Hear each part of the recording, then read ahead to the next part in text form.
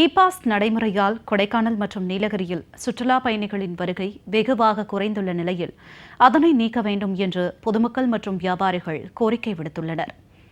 E-pass நடைமுறைக்கான காரணம், அதனால் ஏற்பட்டுள்ள விளைவுகள் குறித்து விரிவான செய்தி தொகுப்பு மூலம் தற்போது காணலாம்.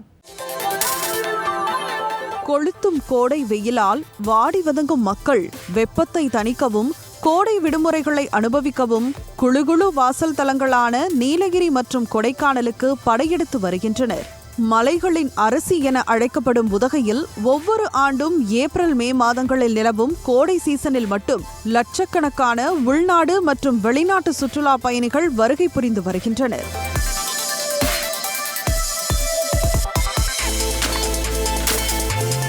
அதேபோல் மலைகளின் இளவரசியான கொடைக்கானலிலும் ஆண்டு முழுவதும் குளுகுளு சீசன் நிலவி வருவதால் வார இறுதி நாட்களிலும் கோடை விடுமுறையிலும் சுற்றுலா பயணிகள் குவிவது வழக்கம்.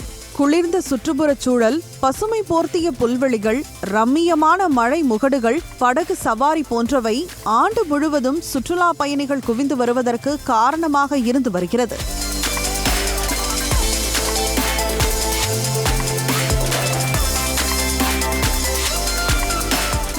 இத்தகைய சிறப்புமிக்க பகுதிகளில் போதிய தங்குமிடம், கழிப்பறை, குடிநீர் உள்ளிட்ட அடிப்படை வசதிகள் இல்லாதது குறித்து விசாரணை நடத்திய உயர்நீதிமன்றம் மே 7ஆம் தேதி முதல் மே 30ஆம் தேதி வரை கொடைக்கானல் மற்றும் நீலகிரி மாவட்டத்திற்கு செல்ல இ-பாஸ் முறையை கட்டாயமாக்கியுள்ளது. இந்த சூழலில் நீலகிரி மற்றும் கொடைக்கானலுக்கு வரும் அனைத்து வாகனங்களுக்கும் இ-பாஸ் வழிகாட்டு நெறிமுறைகள் அறிவிக்கப்பட்டாலும் அது குறித்து பலருக்கும் தெரியாததால் இ-பாஸ் இல்லாமல் வந்து நீண்ட நேரம் சோதனை சாவடியில் காத்திருந்து திரும்பி செல்லும் நிலை நிலவுகிறது. இதன் காரணமாக பிரதான சுற்றுலா பகுதிகள், முக்கிய சாலைகள் அனைத்தும் வெறிச்சோடி காணப்படுகின்றன.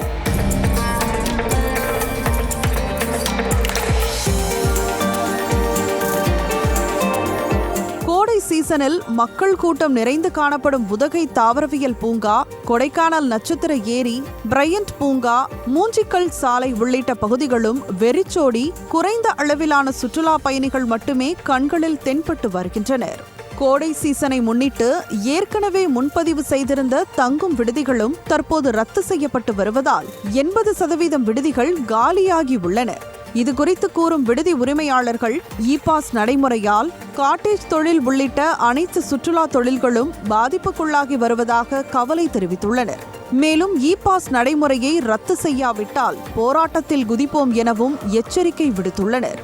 ரெஸ்டாரண்ட், தங்கும் விடுதி, சாலை வியாபாரிங்க எல்லாரும் அத்தனை பேரும் ஒண்ணுமே பிசினஸ் இல்லாம, ஏன்னா மே மாச டைம்ல எங்களுக்கு இந்த ஒரு மாசம் தான் இருக்கு. இந்த சீசன் ஒரு மாசம், இந்த ஒரு மாசம் வச்சுதான் எங்க வாழ்வாதாரமே நடந்துட்டு இருக்கு. நீலகிரியில இருக்கிற அத்தனை பேரோட டூரிசம் நம்பி இருக்கிற அத்தனை பேரும் வாழ்வாதாரமும் இந்த ஒரு மாத இதுல தான் இருக்கு. எங்களோட வாழ்க்கையே இது எங்களோட வாழ்க்கை வந்து பூரா நலிவழிஞ்சு போயிடுச்சு. நேற்று ஒரு நாள்லயே எங்களுக்கு தெரிஞ்சது இதனால இந்த இ-பாஸால எவ்வளவு பாதிப்பு இருக்கும், என்ன பாதிப்பு வரும்னு சொல்லி. அதனால எங்களுக்கு இந்த மாவட்ட நிர்வாகமும் எல்லாரும் சேர்ந்து எங்களுக்கு வந்து நல்ல ஒரு முடிவு எடுத்து இந்த இ-பாஸ் வந்து ரத்து பண்ணுமாறு எங்க காட்டேஜ் அசோசியேஷன் சார்பாக கேட்டுக்கிறோம். இதை ரத்து பண்ணலன்னா அனைத்து சங்கத்தையும் சேர்த்து நாங்க ஒரு நாள்ல எத்தனை இருந்தாலும் நாங்க ஆர்ப்பாட்டம் பண்ணுவோம். கடையடை, ரெஸ்டாரண்ட், தங்கு விடுதி எல்லாம் வந்து நாங்க இது க்ளோஸ் பண்றதா முடிவு பண்ணிருக்கோங்க. ஒரு நாள் 2 நாள் ஃப்ளவர் ஷோ அன்னைக்கு கூட நாங்க பண்றதுக்கு வாய்ப்பு இருக்கு. எங்களுக்கு இந்த இ-பாஸ் எங்களை பாதிச்சா. இந்த இ-பாஸ் நடைமுறையால் சுற்றுலா பயணிகளின் வருகை வெகுவாக குறைந்துள்ள நிலையில் அதனை மட்டுமே நம்பி பிழைப்பு நடத்தும் தங்களின் வாழ்வாதாரம் கடுமையாக பாதிக்கப்பட்டுள்ளதாக வியாபாரிகள் வேதனை தெரிவித்துள்ளனர். வருங்காலங்களில் இதோட தாக்கம் தொடர்ந்து வந்துட்டு இருக்கிறதா ரொம்ப கவலைக்குரியதாகவே இருக்குது.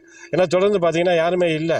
நாளாக ரொம்ப ட்ராப் ஆகிட்டே போகுது இந்த க்ரௌட் ட்ராப் ஆகி போச்சுன்னா இதை வாழ்வாதாரமாக கொண்டிருக்க இந்த 40,000 மக்கள், அதோட பல ஆயிரம் குடும்பங்கள், 15,000க்கு மேற்பட்ட குடும்பங்கள் வந்து சுற்றுலா தொழிலையோ, கடை, கண்ணி, வாடகை, வாகனங்கள் இந்த மாதிரி ஒரு சுற்றுலா சார்ந்த தொழிலாக மட்டுமே வச்சுருக்க காரணத்தினால மிகப்பெரிய பாதிப்பு அடைவாங்க. ஏன்னா எல்லாருக்குமே கமிட்மெண்ட்ஸ் இருக்குது. எல்லாருமே பிள்ளைங்களை ஸ்கூலில் சேர்க்கணும், ஃபீஸ் கட்டணும், காலேஜ் சேர்க்கணும், ஃபீஸ் கட்டணும், வாங்கிய கடன்கள் அடைக்கணும் அப்படின்னு சொல்லி பலவித எதிர்பார்ப்புகளோடு இந்த சீசனை கையாளுவாங்க. அதில் அவங்களோட தேவைகளை ஓரளவுக்கு நிவர்த்தி செய்யக்கூடிய வாய்ப்பு எப்பயுமே இருந்திருக்கு. ஆனால் இது வந்து மீண்டும் இந்த மக்களை வறுமைக்குள்ளே தள்ளி விட்டுருமோ அப்படின்ற ஒரு அச்ச உணர்வு இங்கே இருக்கக்கூடிய எல்லாத்தையுமே இருக்குது. 2 மாத கோடை சீசனை மட்டும் நம்பி வந்த நிலையில் தற்போது நடைமுறைப்படுத்தியுள்ள இ-பாஸ் முறையால் சுற்றுலா பயணிகள் வருகை குறைந்துள்ளதாகவும் தமிழக அரசு இந்த வழக்கில் மேல்முறையீடு செய்து உரிய நடவடிக்கை எடுக்க வேண்டும் எனவும் வியாபாரிகள் கோரிக்கை விடுத்துள்ளனர். கொடைக்கானலுக்கு அத்தியாவசியம் இல்லாத ஒரு தேவையில்லாத ஒரு பிரச்சனை. ஊட்டி போன்ற நகரங்களுக்கே பிரச்சனை. அது ஒரு உதகை என்பது ஒரு மாவட்டம்.